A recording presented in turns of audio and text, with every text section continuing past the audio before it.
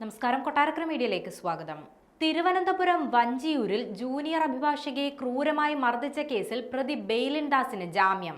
Thiruvananthapuram judicial first class magistrate കോടതിയാണ് ബെയിലിൻ ദാസിന് ഉപാധികളോടെ ജാമ്യം അനുവദിച്ചത്.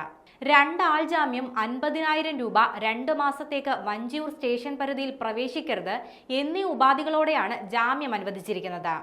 ഇരയെയോ സാക്ഷികളെയോ ബന്ധപ്പെടാൻ പാടില്ലെന്നും കോടതി ഉപാധി നിർദ്ദേശിച്ചിട്ടുണ്ട്.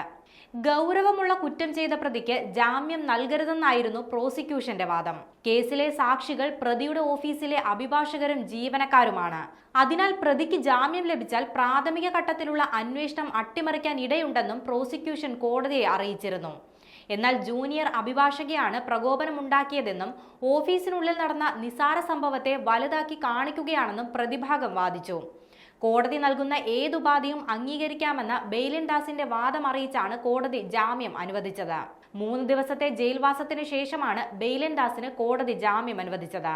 വഞ്ചിയൂർ കോടതിക്കടുത്തുള്ള അഭിഭാഷകന്റെ ഓഫീസിൽ സഹപ്രവർത്തകർ നോക്കി നിൽക്കെയായിരുന്നു പരാതിക്കാരിക്ക് നേരെ പ്രതിയുടെ ക്രൂരമർദ്ദനം.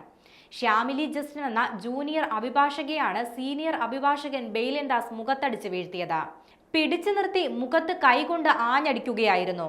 അടിയേറ്റ് നിലത്തു വീണെങ്കിലും ആരും അടുത്തേക്ക് എത്തിയില്ലെന്നും ശ്യാമില് നേരത്തെ പ്രതികരിച്ചിരുന്നു. ഗർഭിണിയായിരിക്കെ വക്കീൽ ഓഫീസിനകത്ത് വെച്ച് നേരത്തെയും തന്നെ ബെയിലിൻ ദാസ് മർദ്ദിച്ചിരുന്നുവെന്നും അഭിഭാഷക നേരത്തെ വെളിപ്പെടുത്തിയിട്ടുണ്ട്.